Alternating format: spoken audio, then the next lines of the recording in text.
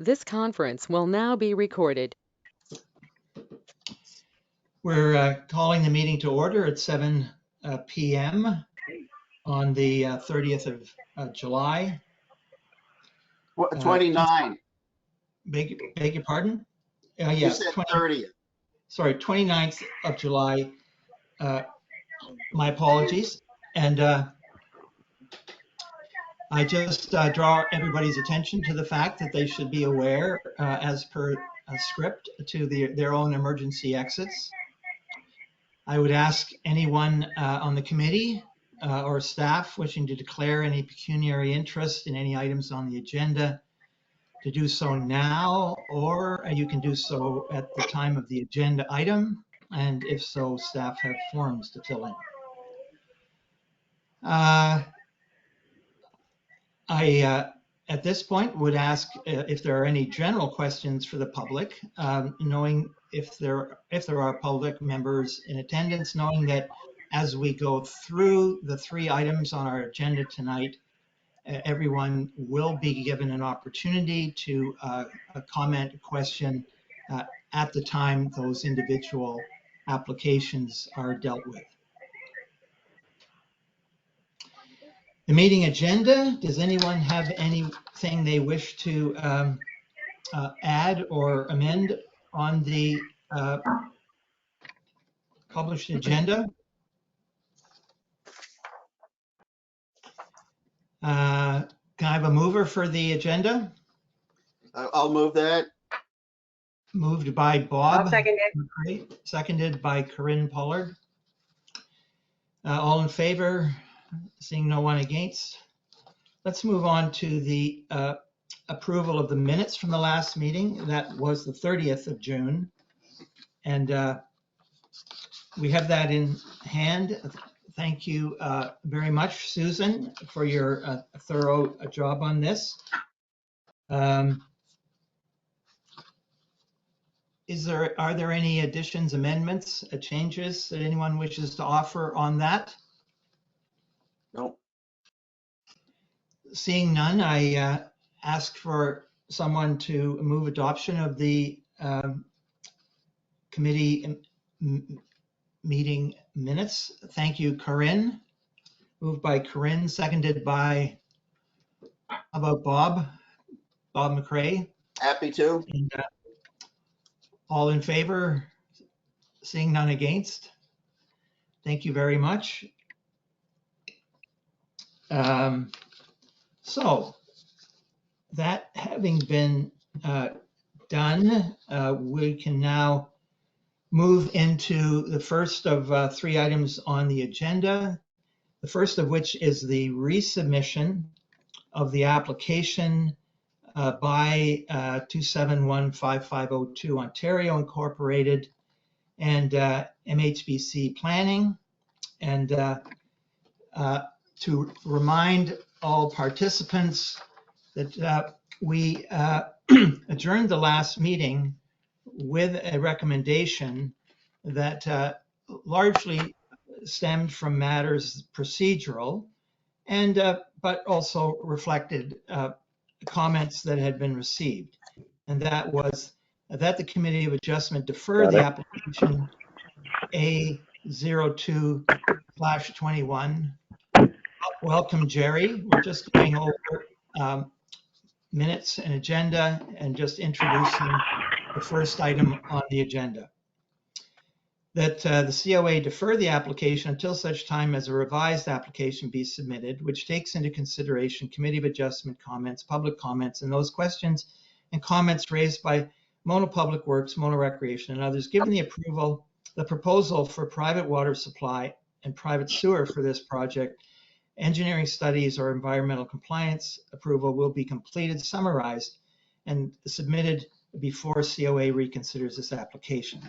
So we have had the opportunity before the last meeting of reviewing all of those considerable materials in some detail, to which have been added some additional materials for which I extend my sincere thanks to the applicant. From my own point of view, especially with regard to the engineers' reports, consulting reports on potable water supply and sewage treatment. And that having been said, could I at this point turn it over to David Trotman for any additional reminders and context, knowing that we have had and has been put online the staff report authored by David. Thank you, Chair Riley. So this is a follow-up report of July 29th, the date of my report, of course, to address broadly the issues brought up by committee and the resolution on June 30th. I think some of the key points I just wish to note, first, of course, is that it is a variance for a 4th floor on a 4-story hotel. It's not a variance for 4 stories. There's an as-of-right permission for 3, but again, as in any case for development, subject to all other regulatory requirements. So I would simply bring all of those in attendance their attention to page 2 of my report, whereby I say that any 2, 3, or 1-story hotel that can't meet any of its other regulatory or 4-story, for that matter, that can't meet its other regulatory requirements, isn't going to get built until it can do so, or if it can do so. That's about a third way down on that page. And then, of course, the other aspect in the report, I guess I just wish to bring anyone's attention to, is the second paragraph under land use planning analysis. And that is that the process for planning in Ontario has evolved so whereby planning considerations or applications under the Planning Act are usually dealt with first. Why? Because if it's not, there could be a scenario as cited in that paragraph where design of detailed information related to architectural design, engineering design could be done, and a committee could approve a variance, and yet a third party could appeal, and when on appeal, that design work then becomes for naught, or largely probably for naught, and then it has to be repeated based on an as-of-right permission. So that is why we deal and get to our committees first for these primary matters, if you will, under the Planning Act, and in this case, the variance of a 4th floor.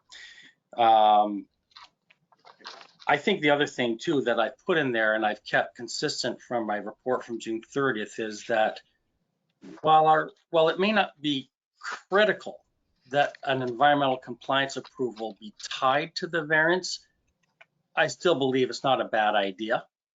And again, that if committee, and I'm not suggesting committee will approve this, I remain totally objective to their decision on this tonight, but if they were to approve it and the ACA as a condition still failed, then so too would the variance. It's as simple as that. I think with any further consideration of the details of this report, I can only add that I did speak with the landowner of the Royal Chev dealership. I have cited his salient comments from his email to me in that report, in this report. He's notably asked for protections, I guess, if you will, for potable water and so forth. And again, those would have to be made compliant with under the engineering review process, which is part and parcel site plan control, and then of course building code review, and of course through the ECA certificate. So I think that's the sum of my report that I need to bring the details over. Those details are which I need to bring to committee's attention, and again, then based on the resolution, which I've also cited in my report.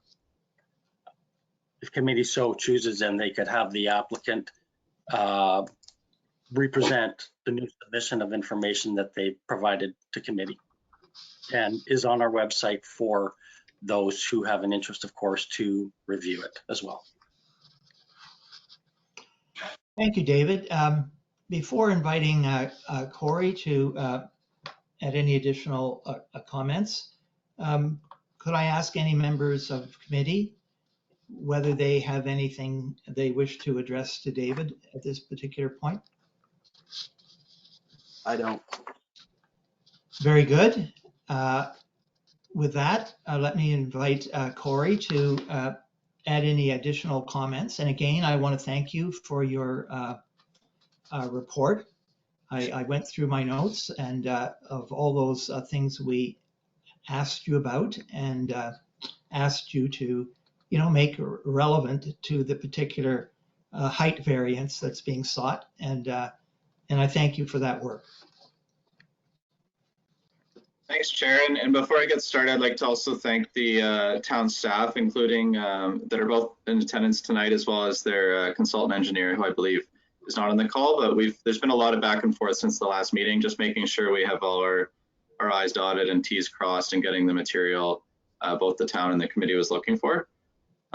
So if I could share my screen, it looks like I need someone to make me the presenter. It says ask the organizer to make you the presenter. Andrew, could you turn that over to, or Susan, turn that over to Corey, please.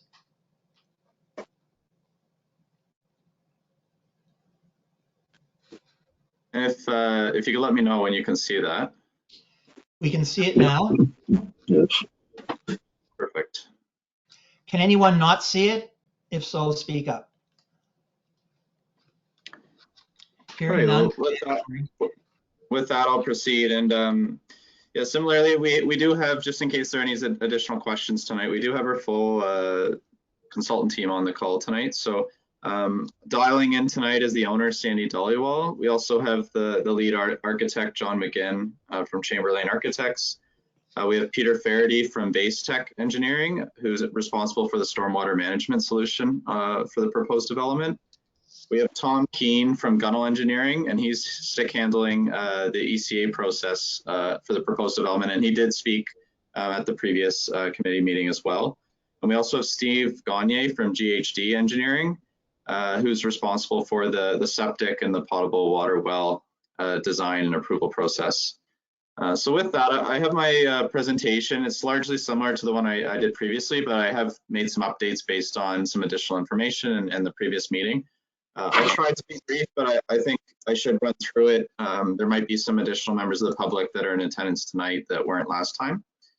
So with that, I'll just introduce myself. My name is Corey Chisholm. I'm a partner with MHBC Planning out of our Barrie office and the lead planning consultant on the project.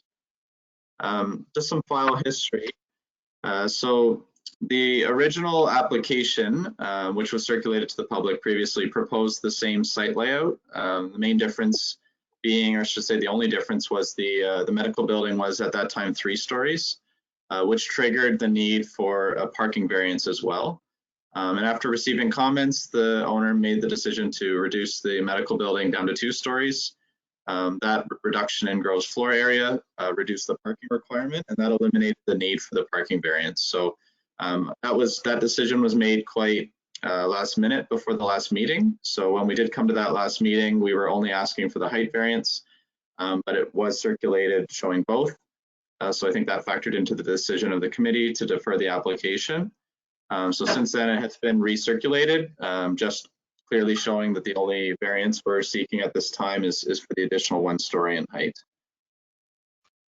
So similarly, and as the chair mentioned, the application was deferred until such time as some additional materials could be submitted and that the application could be recirculated. Our team has put together the requested information, which includes a water and septic assessment summary, an engineering summary letter, a stormwater management report summary letter. We've provided some additional renders, which I'll take you through, which show the proposed hotel from a few different perspectives. We've provided an example photograph of a similar hotel design. We've also provided some elevations and a photometric plan. And I'll just reiterate, a lot of these reports were previously done and had been submitted as part of the site plan application. So really what we did was we had our consultant team put together brief summary letters, just clearly stating where those different reports and approvals are at in the process. So the property context is located at the southeast corner of the intersection of Kingfisher Drive and Menora Park Road. The property is frontage on both streets, including approximately 101 meters on Kingfisher and 88 meters along Menora Park Road. The site's approximately 1.2 hectares in lot area, and it's designated suburban in the town official plan, and it's zoned local commercial exception holding 11 zone. And that zone does permit both the hotel use and the medical center use as of right. So again, this is the town zoning bylaw, just identifying that local commercial zoning in orange. Brief description of the proposal. What's proposed is a 4-story hotel, proposed to be a Hampton Inn and Suites. And the typo here, it should say, and a 2-story medical center. As mentioned, those are both permitted uses. The owner and his consultant team are fairly advanced in the site plan approval process. So we've had a lot of back and forth with town staff through that. The site plan is fairly advanced at this point, and we wanted to ensure it got fairly advanced so we knew what variances we needed. We didn't want to ask right at the start, get into the site plan process, find out we need another variance and have to come back twice. So that's why we initiated the site plan approval process. But at this point, there's comfort both on our side and the town staff side that we're in a position, the site plan layout's pretty solidified, and we're in a position to request the one required variance. So similarly, stormwater will be captured by a catch basin system, which will convey runoff to the outlet. That's located in the southeast corner of the site. And the on-site storage is going to be provided by a Chamber Max storage unit, which will accommodate excess runoff. The potable water well is located in the northeast corner of the property. And on-site septic is along what I characterize as a northwestern lot lines, but along this area identified in green. So there's required approvals for the proposed septic system and potable water, and those are underway as part of the site plan process and are submitted by the hydrogeological assessment that GHD Engineering had prepared. And I'll just reiterate, I think David mentioned it earlier, but full approvals for both the on-site septic system and potable water will be required prior to the town issuing site plan approval. And I should add to that as well as the approvals for the stormwater management solution. So the required minor variance, as mentioned, relates to height. It's specifically section 11 2I to the town zoning bylaw, and we're requesting to increase the required maximum height in the local commercial zone for the hotel from 10.67 meters, which is permitted today, to 15 meters. And what that means is we're going from 3 stories to 4 stories in height. And again, really the impetus behind that is the Hilton franchise has advised that corporately they require any new Hampton Inn and Suite to be at least 4 stories in height. And the owner has secured a deal with them to move forward with that franchise in this location. So I think I showed this previously. This is the proposed hotel elevation, and this would be from the west side. So the watermark side of the property looking east. We've also included some prettier looking renderings showing a bit more of what this would look like in reality. Again, this is looking similarly from the west side, facing towards the east. Same, just a slightly different view from the parking lot. This is an example photo we found of a similar hotel. Again, the materials aren't the exact size, but the height and the general design is very similar. Our architect did prepare a shadow impact study as part of the application. So as you can see here, this is at the solstice, and what's analyzed is a snapshot in time. Obviously, a shadow moves throughout the day, but we have times at 9 in the morning, at noon, and at 5 p.m. And you can see how the shadow moves over time. And again, this is kind of at the worst point in time and at the morning and afternoon conditions. And you can see the shadowing does not impact the watermark community to the west. There is some minor impacts to the car dealership to the east and to the vacant lands to the north. And again, this is at the same points in time at the equinox, and there you can see the impacts are much reduced. Similarly, from a separation perspective, where the proposed hotel will be located is just over 100 meters distance away from that nearest property line from the watermark community. And another factor we consider with if the extra height, sorry, the extra story of height is appropriate is the grade change. So sometimes when we're looking at plans, we assume everything's flat, but there is quite a bit of grade change on the property. So this is looking from generally Highway 10 looking towards Watermark along Manora Park Drive, and you can see there's a fairly substantial hill. Moving on, we've provided a rendering. This is one of the materials we were asked to prepare, and I think it does a good job of capturing what the visual impact will be from that corner intersection where the Watermark development begins. And as we had alluded to at the previous meeting, that drop in topography, really when you're viewing that, it essentially looks like a 3-story building just because that first ground floor is down the hill from that perspective. Another perspective, and this is one that Mr. Trotman asked us to provide as well, and that's the visual impact from Highway 10. In particular, how that would look kind of looking over top of the existing Chevrolet dealership. So that's another one our architecture team put together. And similarly, I think it's a nice transition in height from the 1 to 2-story car dealership up to the 4-story hotel and behind. So there's 4 tests for minor variance under the Planning Act that we have to evaluate as planners when we're looking at these things. And the first one is it in keeping with the intent of the official plan? So as I mentioned, the site's designated suburban. This permits a variety of uses, including commercial uses. And the intent is to ensure orderly and efficient development, minimizing conflict between land uses and to protect natural heritage features. So the proposed development introduces additional commercial into the area. I believe it's compatible with the adjacent land uses and that the site's been designed with those factors into consideration.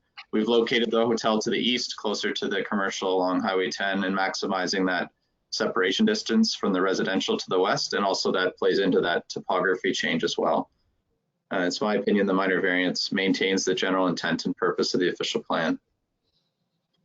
So the second test is the variance in keeping with the intent of the zoning bylaw. So I mentioned it's currently zoned local commercial. The hotel is a permitted use, and the intent of the maximum height is to ensure compatibility between uses and to mitigate potential impacts in terms of visual impact, shadowing, and local context.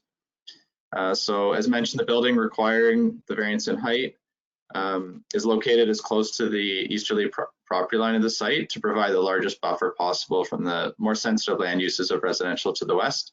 And we believe complements nicely that existing commercial along Highway 10. The shadow impact study found the majority of shadowing is contained within the site itself with no shadow impacts to the west and characterized the impacts to the north and east as minimal and during short periods of time. And it's my opinion the minor variance maintains the intent and purpose of the zoning bylaw. So the third is it desirable for the development of the land? As mentioned, the site's designated and zoned to permit the commercial development and the hotel use. And the proposal provides for a form of development that is compatible and desirable for the surrounding area. It's my opinion the minor variance is desirable for the appropriate development and use of the plan function of the lands. Finally, is it considered minor in nature? The increase height is not anticipated to have any adverse impacts on neighboring land uses, and in my opinion is in character with the surrounding land uses. Again, it's proposed at a lower grade, and as such, the increased height will have a lesser impact to those uses to the west. Similarly, we're asking for an additional 1 story in height, so in my opinion, going from 3 up to 4 can be characterized as being minor. And with that, in summary, the proposed minor variance in its totality would permit an increase in the maximum height for the proposed hotel from 3 stories to 4 stories. And it's my professional opinion it meets the 4 tests of the minor variance and represents good land use planning. And with that, I'd like to thank the committee. And as mentioned, we have our full consultant team on the meeting tonight. We'd be more than happy to answer any questions you or the public might have. Thank you very much, Mr. Chisholm. And with that, I'd like to go around the committee table and ask committee members for any additional comments or questions that come to mind. Perhaps I could start with Jerry and test his speaker and see how it's working. I think it's working, is it? Very well, Yes. very good. Okay. No, I don't have any problems with the with the variance. I think it's certainly the neighbors have some concerns, but if it's done properly, I don't think that's going to be a big problem. It has nothing to do with the variance, but I'm a little bit concerned about water. And I guess I'm concerned about water because there is a tested well within a block of that. And I would hope that within the planning process that the new owner would take a look at that. I guess at this point in time, a drilled well is what's going to be required. However, I wonder if someplace down the road or very shortly or even now, we shouldn't be looking at water mains and going into a tested well that's on Mona property and part of the municipality, but that's not part of the variance. So no, I don't have anything else with the variance. Thank you, Jerry. Corinne, could I ask you any additional comments and questions? Yeah, of course. As I stated in our previous meeting, very much support the planning of Mono, and I think this is a fantastic addition to Mono in our growth aspirations. And in terms of all of the material that it provided, I just give kudos to you, Corey, and to your team for putting such a comprehensive and fantastic package together. I, like Jerry, also always have concerns with regards to water, especially, when we're talking about more rural property. However, you certainly have your expert opinions and ducks in a row when it comes to that. I very much am in favor of this growth opportunity for Mono. Brenda, can I ask any comments, questions? I have no questions at this time, well, at all, and I totally support this application. And what a wonderful job that Corey has done preparing all of this information. Thank you, Brenda. Bob McRae? Thank you, John. I'm already on record from our last meeting saying that I support this application. With the new material that we have, I support it even more. And after we go through our the complete process, I'll be happy to move that we approve this. But I just want to say a few things for any of the public who might be listening in on this or might see it afterwards. My comments, I'll try to go through quickly here, but are based somewhat on some negative comments that we got from our last meeting or one of our last meetings.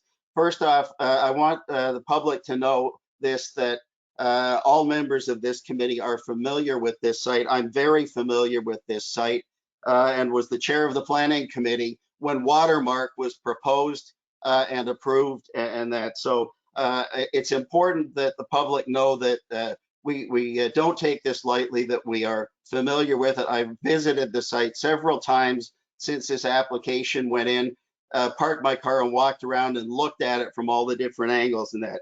I've read all the public comments regarding this application. And frankly, I see the objections as concern and pushback to change. And I think that we need to talk about that. Change will happen. It's inevitable. It just needs to be managed well, and that's what this committee of adjustment is doing. By example of that, I live in the Island Lake subdivision. I'm an original resident here for 10 years. To the east of the first line was a lovely farm field. Today, there are 350 homes in the Fieldstone subdivision. That subdivision, which as the chair of the planning committee at the time, I supported completely.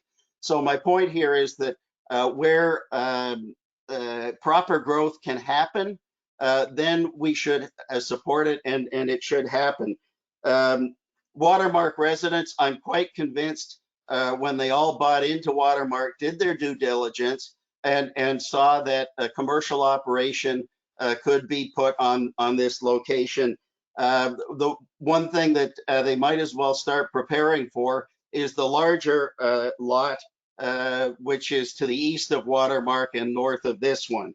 And that, So the other thing is I am very confident that through the professional processes of water, of sewage, and that everything will be taken care of properly. I'm confident in that.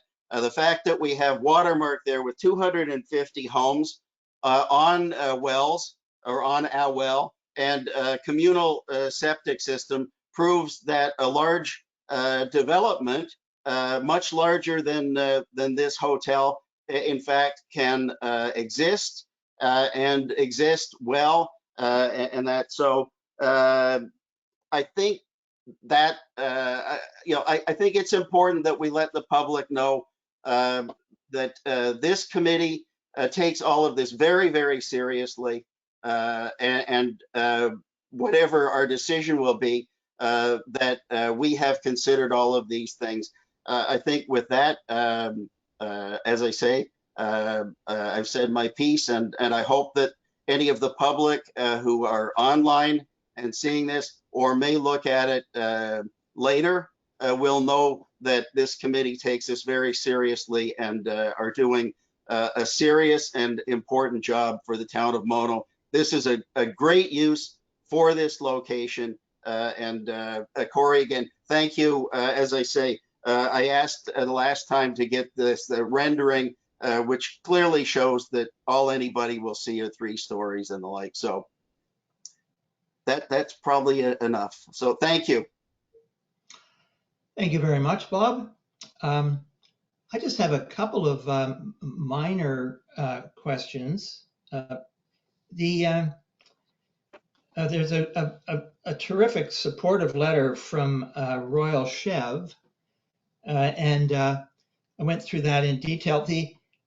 Their point B is that no water drainage from the hotel will enter our property. Can you just clarify for the gathering, where does any possible discharge from the stormwater management pond go to? And I think I'll pass that question over to Peter Faraday from Base Tech, who I see just took himself off mute. So. Good evening, everyone. I'm Peter Faraday from Base Tech Consulting. I did the stormwater management report for the project. I actually responded to that email from the dealership. At the moment, the drainage from the site all comes to the southeast corner of the site and runs through a swale between the 2 dealerships to the ditch on Highway 10.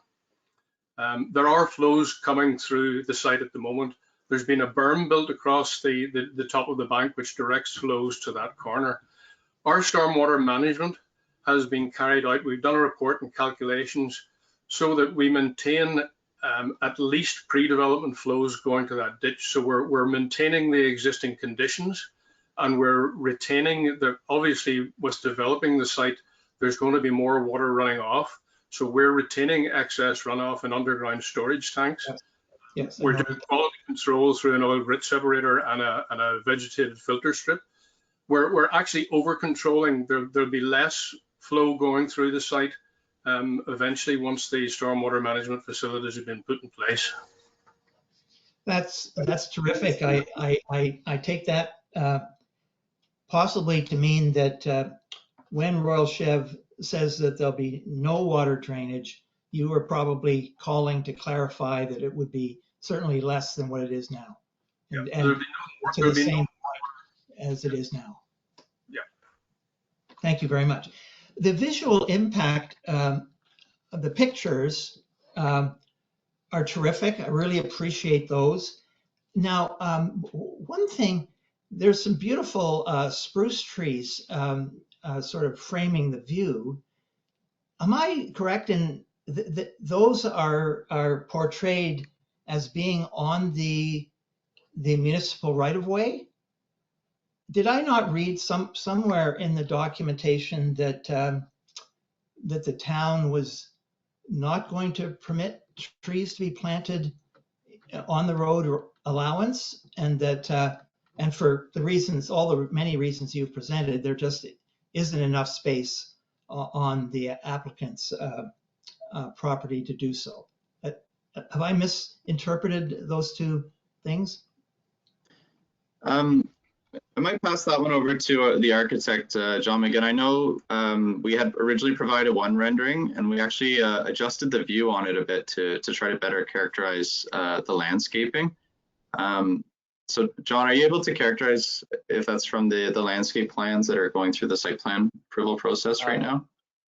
Correct. They are from the site plan. They are fully on the subject land. One of the challenges with rendering onto a photo image, especially one taken from Google Earth, is the stretch and focal length of the building. So, we're doing our best to try to get it as accurate as we can, but there could obviously be some discrepancies by a foot or so. No, you're correct. There was an amendment, and the amendment is much more clearly showing those trees on the subject property. I apologize for that. John, I have two of those here in front of me, so that's good. John, if I could just say, I think what you're referring to is Carly Dixon's letter. And I had suggested that there should be berming and some plantings along the Kingfisher Drive, the east side of that. And she has specifically referenced that, saying because the septic bed is there, that limits how much berming or planting can go on there. So I think that's what you're referring to. I think you're quite right, and I would at this point only raise this in the context of as site plans develop, if there's some creative thinking that could be brought to any additional visual buffer for the adjacent community, that would be terrific. I know about planting trees near septic systems, that's for sure, but there may be other approaches that involving shrubs or whatnot that can be just as effective for those driving by, especially. If I may, Chair Riley? David, did you want to comment on that? Yeah, as just a follow-up to both your comments and concern and Bob's, there will be a rigorous design program review of the landscaping submission. And I will surely make sure that there are appropriate species and a layout that is becoming of that site and the area. And that's always been part and parcel of my design review for any project beyond building and architectonic massing. So yeah, we will take a very good look at that. We will take a very creative look at that, in fact, because there will be some challenges with respect to what materials can be put adjacent to or on septic areas for sure. So we're gonna have to look at that, and including the parking area, and that will be part of a rigorous review through the site plan control process. With that, could I invite any members of the public who are attending tonight to similarly ask questions or provide comments or direction and advice as you wish? Anyone can turn on their audio and their video, or one or the other.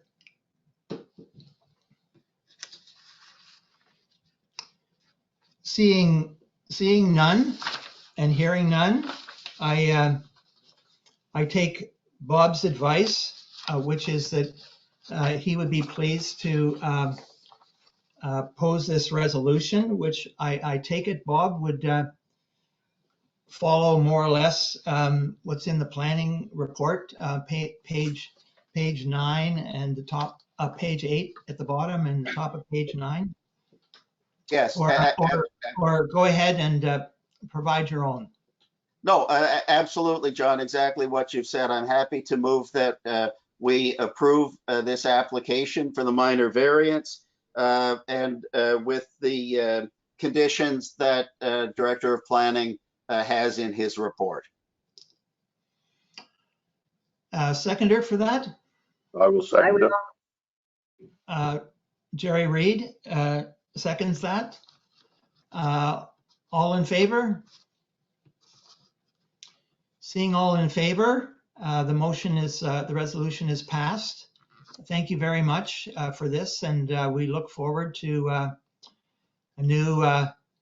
great new endeavor in the township, the town of Mono. So thanks a lot, Corey, for your patience in getting this through in what I hope is a sufficiently timely manner. Yeah, thanks, committee. Have a good evening. Yeah, Corey, now you can smile. Oh, no, it's not required. Thanks, Bob. Have a good evening. Thank Have a you. good evening.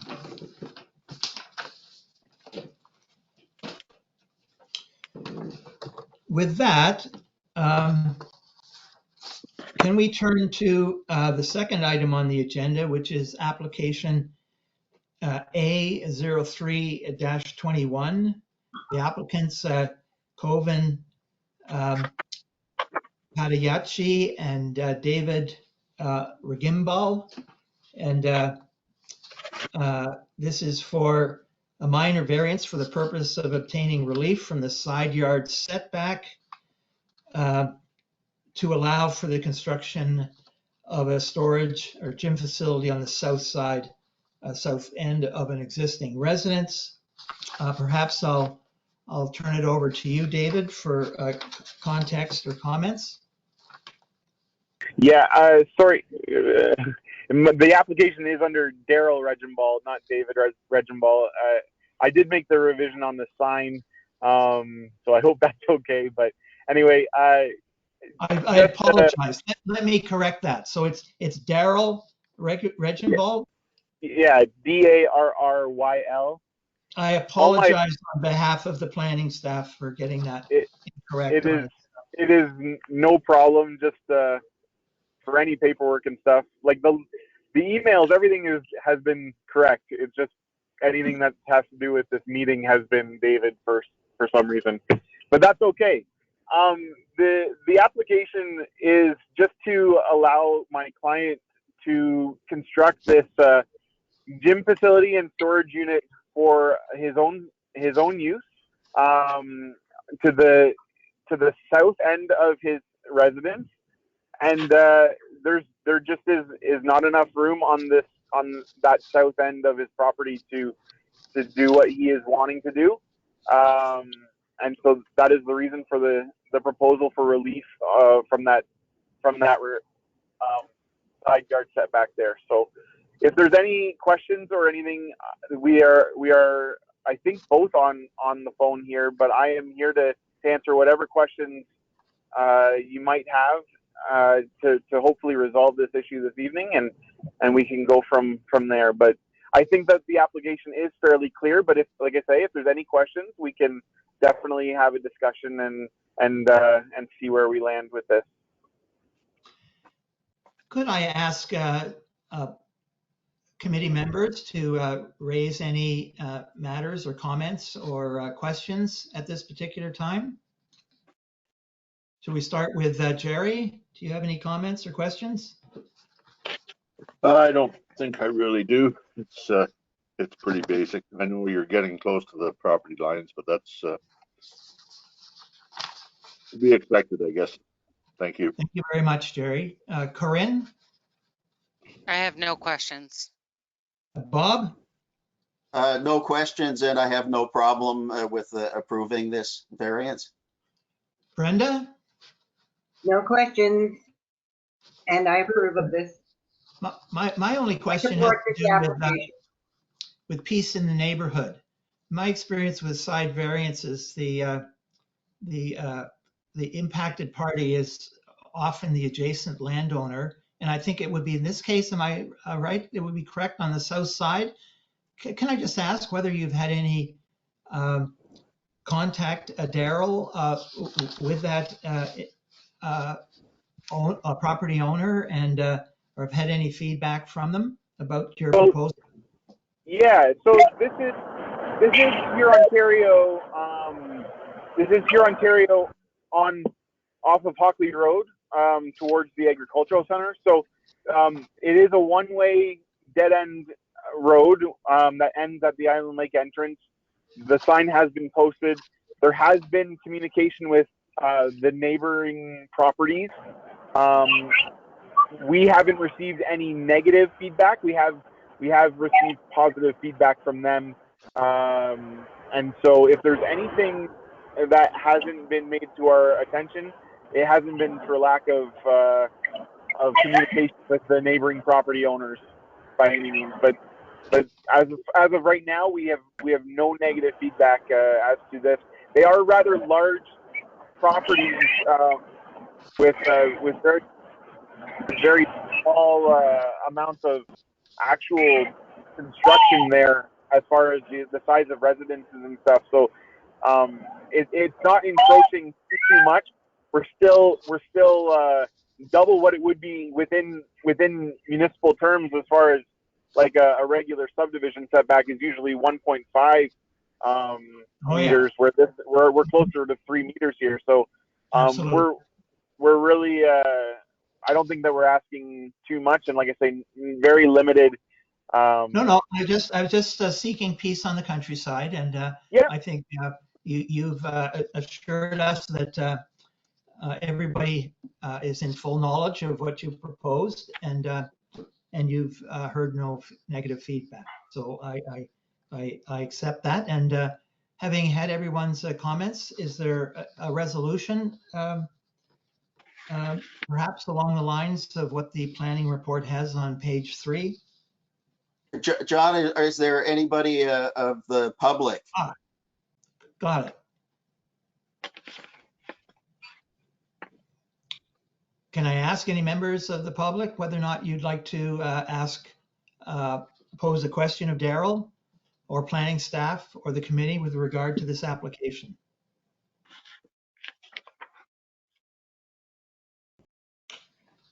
Seeing none, I thank you all, and move again to ask for someone to bring forward a resolution. Corinne, I see, is volunteering to bring forward the recommendation, perhaps along the lines of what's on the bottom of page 3 of the planning report. The Director of Planning can recommend that, so the recommendation is the Committee of Adjustment approve minor variance file A03/21 subject to the following conditions. There are 4 conditions outlined there. Is that acceptable, Corinne? It is. Thank you, John. Very good. Seconder? I will. Seconded by Brenda. Brenda Teeter seconds that motion. All in favor? Yes. Seeing everyone in favor, let's declare that resolution passed. Thank you very much. And thank you, Daryl, AKA David, for your help shepherding us through this. Thank you very much. I actually do have one question. Yes, sir. Having looked at the agenda and the report prior to this meeting, one of the conditions that are outlined is the acceptance by way of a letter from the CVC. I believe it was CVC, but we have on the actual site plan that was submitted, it's stamped that nothing is required from them, that they are in favor of this. Do we need to take that further and get a formal letter? I expect not. Would you comment on that, David? If you've got it in hand, then that would meet the criteria of that condition. That's fine. Okay, perfect. Thank you very much, David. Thank you, everybody. This moves us to the third item on the agenda, application number A05-21. The applicants Michael Kalachi and Rochelle Jurette. And this is for an application for a minor variance to permit and or recognize a second smaller residence above and part of the garage on the particular property, the applicant's property. And I'll are there any comments that you would like to offer or context you wish to provide, David, our town planner, to comment on that?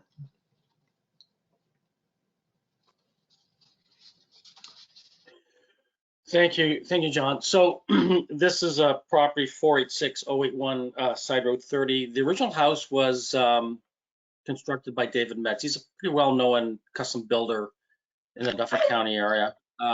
Pretty good builder, I would say myself as well. Very good to work with. And he built that home. He sold it to, I believe, the current owners. I don't know if they're second owners. Doesn't really matter. And they're now wishing to use the freestanding garage loft area for a small habitable accommodation. I believe it's for a family member. I think their son. So that's the premise of the report, is that they don't have 10 acres, which is necessary for the secondary dwelling test under the zoning bylaw. That's what this is about as per the notice. The only other thing I would add, the property zone rule A, and that is the footprint area where the existing house and outlying the driveway and yard is for the house, if I can put it that way, including the garage. Though, and there was a prescribed setback from the rest of the lands, which are EP. Mr. Metz, per my request, did an EIS study at the time that lot was being considered for development to demonstrate no adverse impacts through the EIS and adjacent to a minimum threshold distance to the closest edge of the natural heritage features there. So that has been done. And again, this is the existing freestanding garage on which a loft dwelling unit would be proposed on the second level. So in my view, it meets the test of the zoning bylaw. That's in my report. Unless there's anything further, I don't know if Mr. Metz is on the line today. I think it's Kalechi and Mr. Red, who are the owners of the property. If they have any more they wish to say, they can. They also submitted a letter saying it's for a family member. We did receive a concern, I guess we could characterize it as an objection from an adjacent neighbor. So I have put in for committee's consideration as condition 1, a development agreement. This is really a written agreement between the owners and the town that it will be used for permissible uses, including, that's such when they want to use it. And there could be prescriptions in that agreement to give it a bit of teeth if necessary. That would be between staff and town solicitor to craft. But that is the purpose of that condition number 1 in the report. And my hope is that it will, give some measure of comfort to that budding owner who submitted the email of concern. From that, I could simply turn over to the applicant. Back to you, Chair Riley. Just a point of clarification on the first condition that you made reference to, which we have on page 5 of your planning report. You would be more or less saying that the agreement that would be registered against title would be more specific than you've indicated, and would say something like it would be occupied solely by a family member or something to that end after discussion with the applicant? That's correct. That's correct. I mean, it will simply, because it would be registered against title, it would most significantly, in my view, put any future owners on notice. They couldn't plead, a future owner could not plead ignorance that they didn't know that this loft could now be used for some other use, because it would be. I suppose my question, David, is do you require any additional specificity from us with regard to that condition? No, because no. As I said, the details of which would be crafted between the town and the town solicitor. Yeah. Okay. With that, could I ask Michael Kalachi and or Rochelle Durrett to make any additional comments, or and I do note possibly that, again, there's been a spelling mistake in Rochelle's name. apologize, in the public notice of public meeting. Yes. Thank you, That's Mr. fine, Chairman. thank you.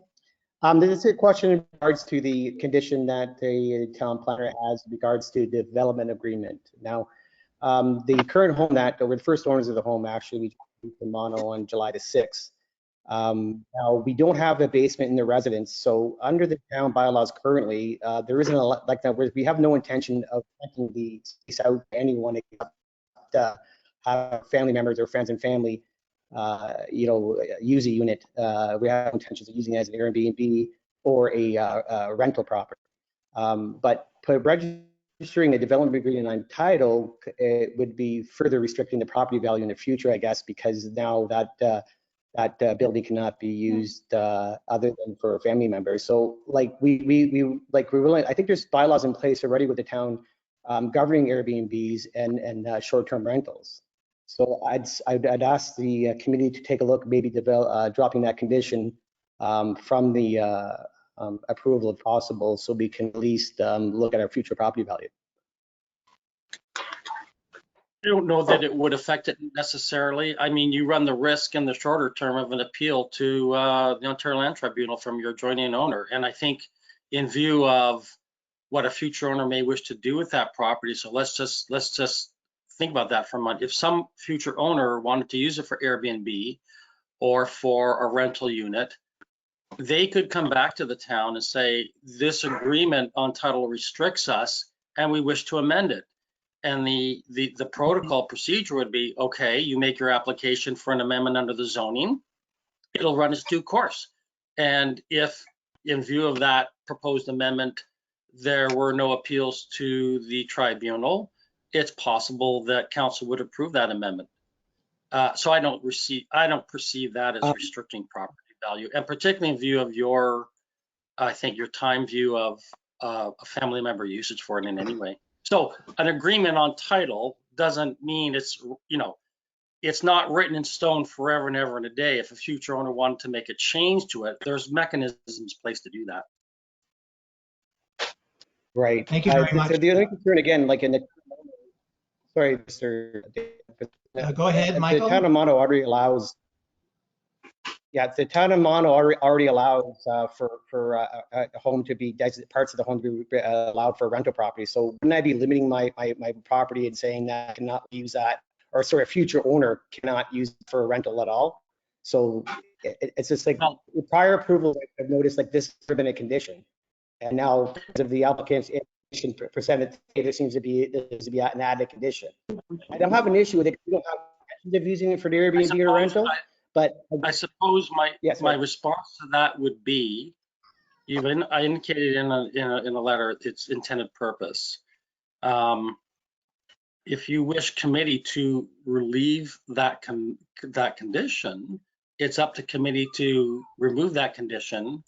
However, I have no crystal ball here, but you may then run the risk from the adjoining landowner to put this decision in front of the appeal board. So you'll have to weigh that up and decide which is the lesser evil, I suppose. Well, thank you for this discussion. I do note that the application as it was written, the way I read it at least, was for the application for a unit to be used for a family member. So I take planning staff's information to heart that if we stick to what the application currently is at the present time, there is recourse later on if that situation changes, but that we're dealing with a particular application in hand, which is for the use of this by a family member.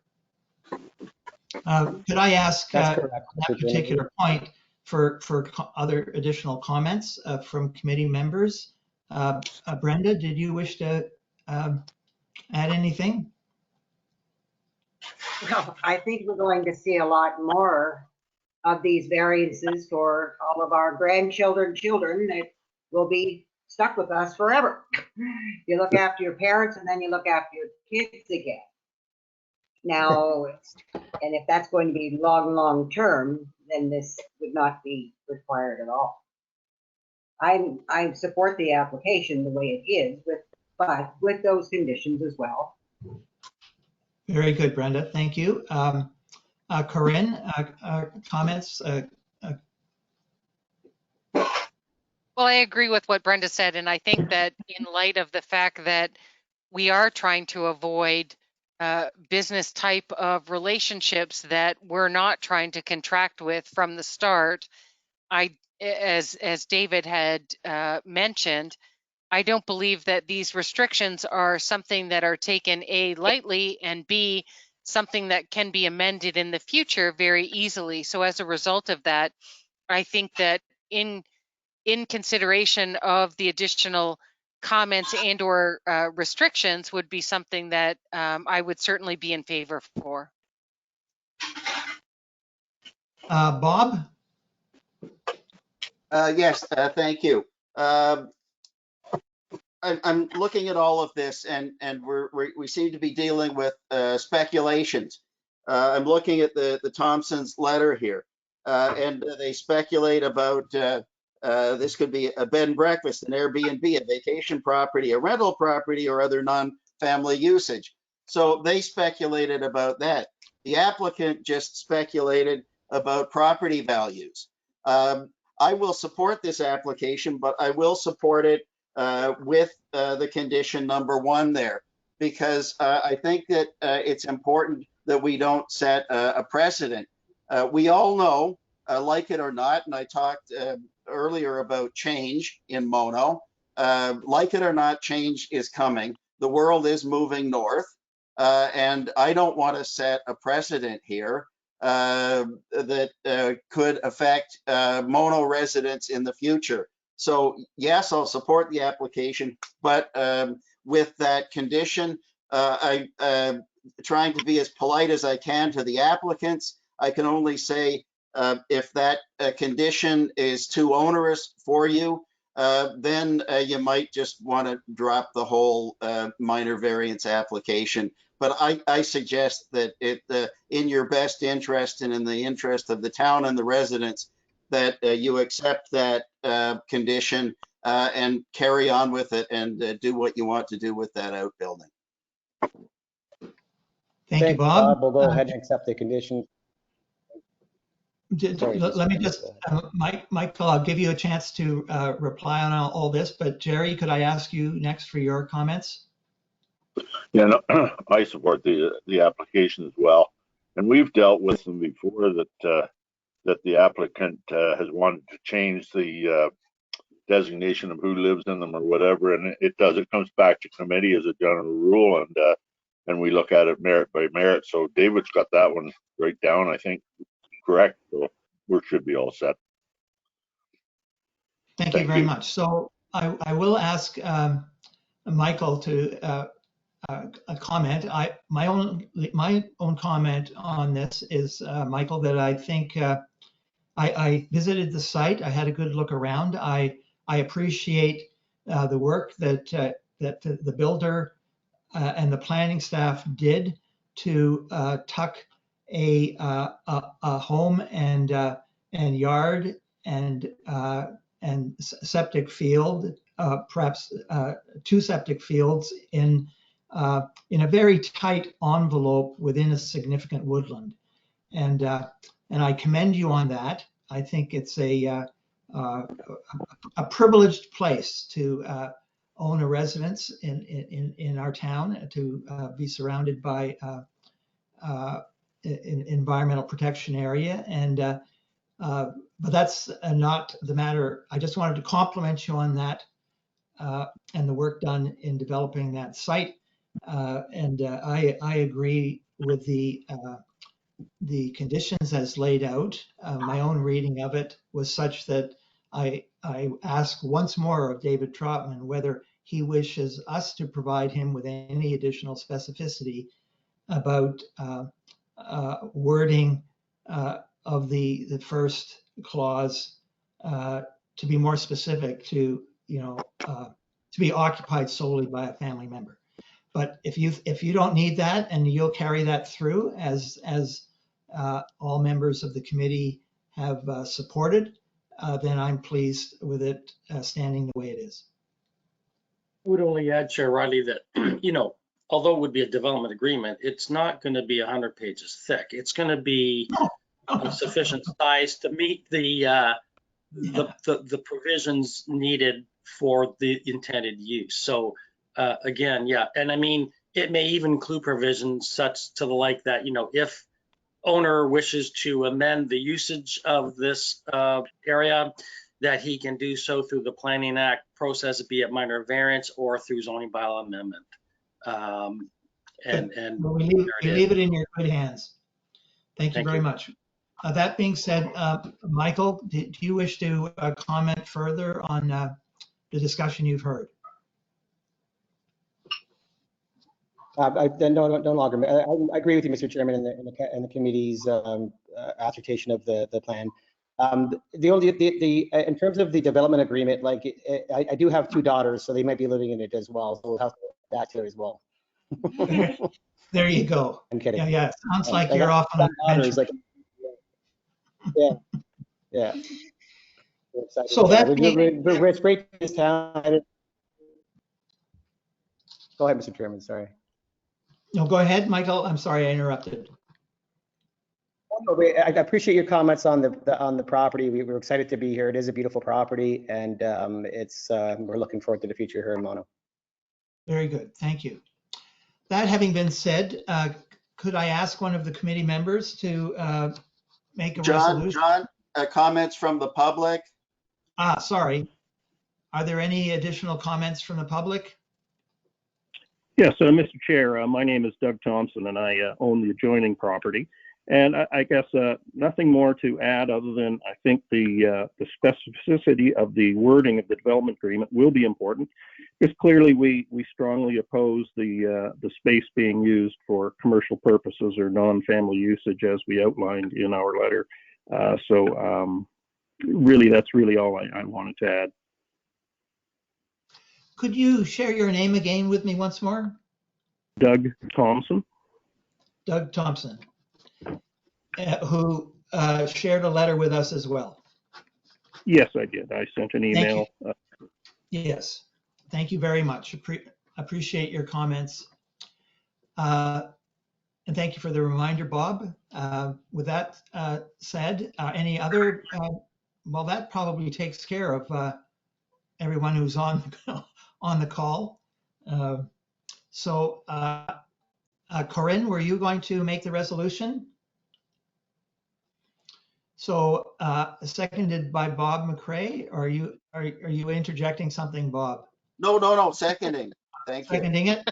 And I take it that the recommendation would be along the lines, Corinne, of what is laid out on page 5 of the planning report, with those 4 conditions as laid out by the planning staff. Very much so. Thank you, John. Thank you. Thank you, Bob. All those in favor, please raise your hands. Seeing agreement, much appreciated. The resolution is adopted. Thank you very much, Mr. Kalachi and Mr. Thompson, for taking part in this. Much appreciated. Thank you. Can I ask if anyone has any additional business they wish to raise tonight?